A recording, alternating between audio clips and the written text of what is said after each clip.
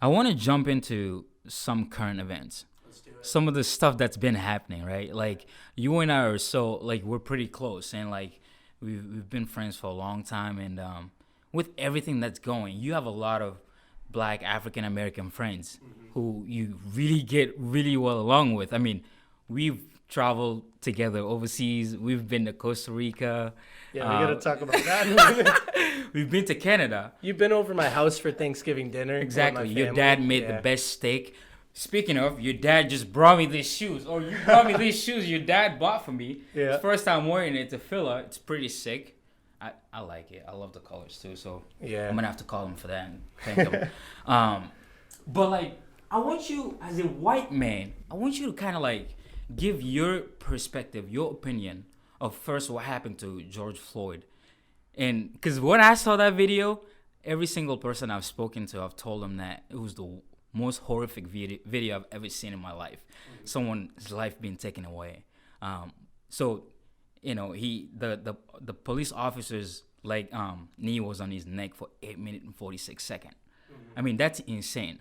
So I guess from your perspective, what do you think about that? And what do you think about everything that's going on currently? Yeah, it's very tough for a lot of different reasons for somebody like me to speak on it, but I'll do my best. Right. You know, I'm sitting back and educating myself. And so when I look at that police officer, I see racism and I see a terrible thing just like you do. And I think that officer should probably be, I mean, he should never see the light of day again. And so I'm 100% behind that. And, you know, it really stinks. I mean, as a white person who grew up in a great family, you know, light brown hair, blue eyes, and like I don't experience the same things that you do. So I don't have to worry about my safety when I go out. I don't have to worry about these kind of things. And so it's really sad. You know, and I don't know that I'm educated enough to fully understand it. I've just been trying to sit back and watch and understand and talk to my friends. Because like you said, I have a lot of people that are really close to me that are African American. And so as somebody who doesn't feel racist, as somebody who doesn't think that he perpetuates racism or systemic racism or whatever, like it's hard because I don't know what the answer is. And I'm a very, you know me, I love action, like I'm solutions oriented. Right, and so right. I think that I think it's awful. And what I don't love about our culture today is that it's very divisive. If you're a Republican, then you hate Democrats. If you're a Democrat, then you hate Republicans. If you're white, you're not black. If you're black, you're not white. Right. And so divisive language to me, like I said earlier with Jim Quick, your labels become your limits.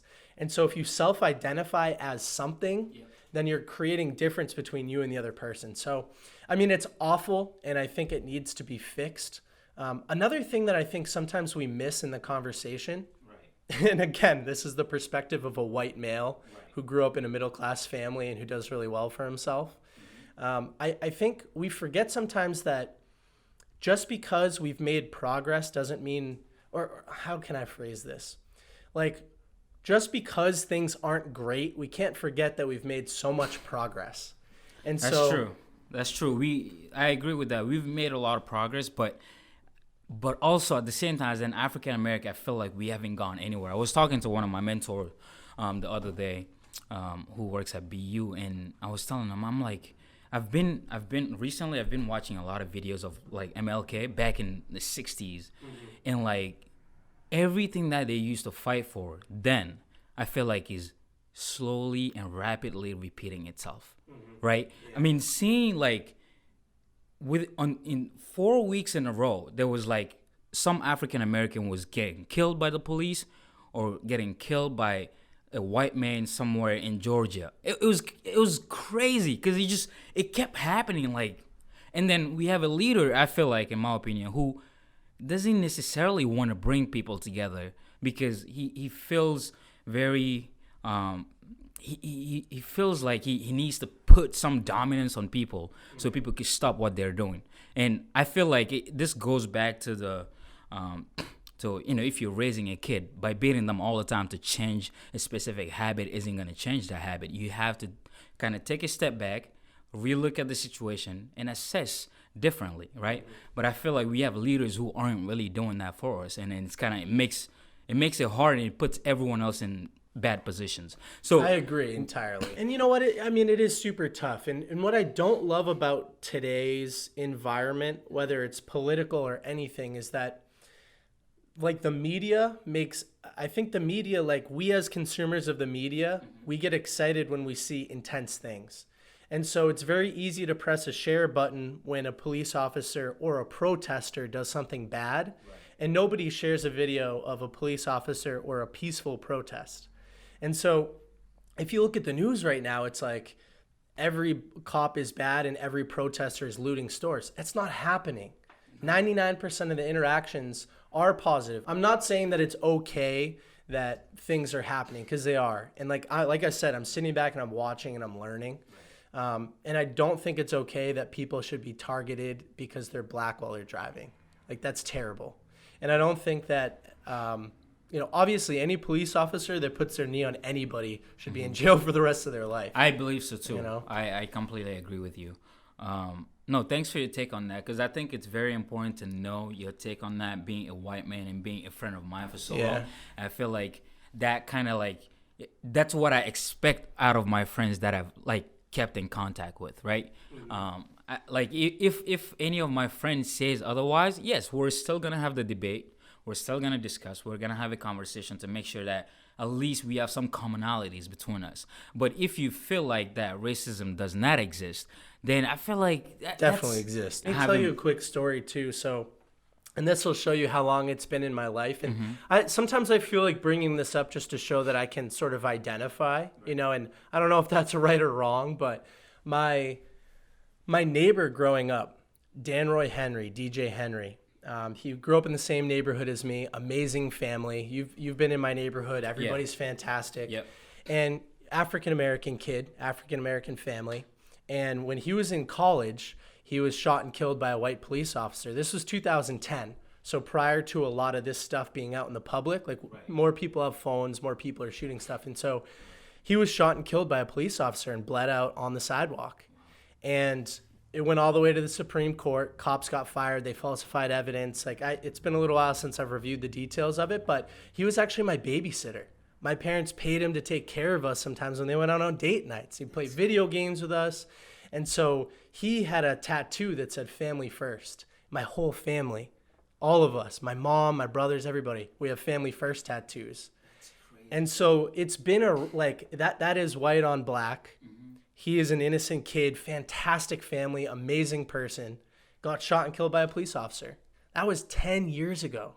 And yet it feels like we're only getting deeper into it, right? Yeah. So I guess, Nick, what I want to know is, because we want to use this platform to also educate those who are around the same age as us, right? Because it's hard for us to do or educate people who are older than us. It's just tough because they've seen all of this already. We can't tell them anything that they really don't know.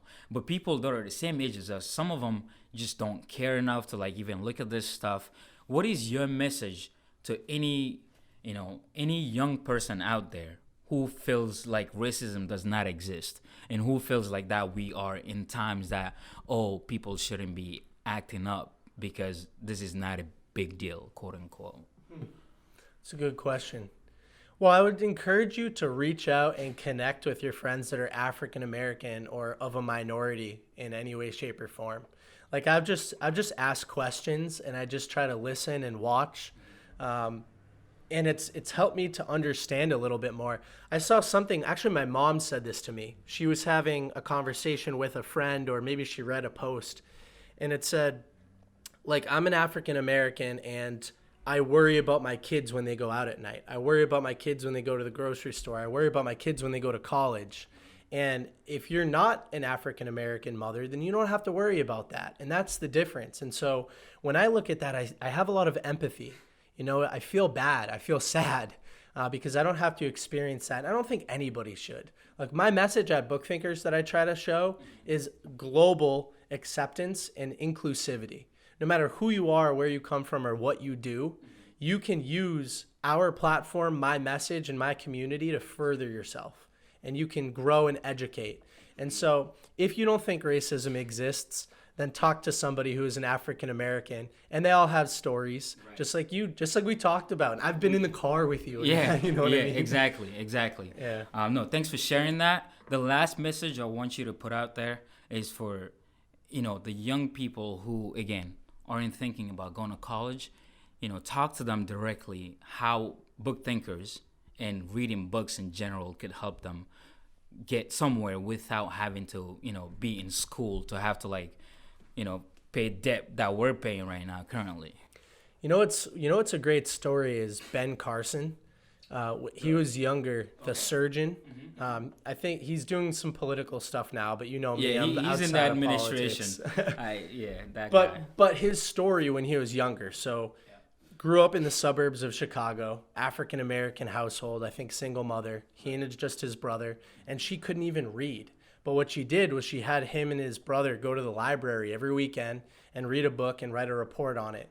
And she would grade it or something. But I think when he tells the story, he says she couldn't even read. She was just knew that reading books could help, him elevate. Right. And now he's doing surgery and all this crazy stuff, or used to. Right. And so I use that as an example because there is a book that can get you out of any situation, no matter who you are or what you do. You can grow up in the suburbs or the ghettos of Chicago, where there are homicides every single day, and that's what you grow up and you're accustomed to, and you can become the world's best surgeon by educating yourself. And so no matter what you do, if it's business, if it's not business, books can help you out of that situation. Right. And reading these books, like I said, you're condensing decades of information. Somebody like Robert Kiyosaki with Rich Dad Poor Dad, he lived an entire life of mistakes and failures, and he wrote how you can avoid them and skip them and be more prosperous. And so I think whatever your situation is in life, there's a book at a library that you could use to help educate yourself. For sure. Can anyone access book thinkers or come to you directly through your social media platform to ask questions, get books, anything like that? Do you offer any of that stuff?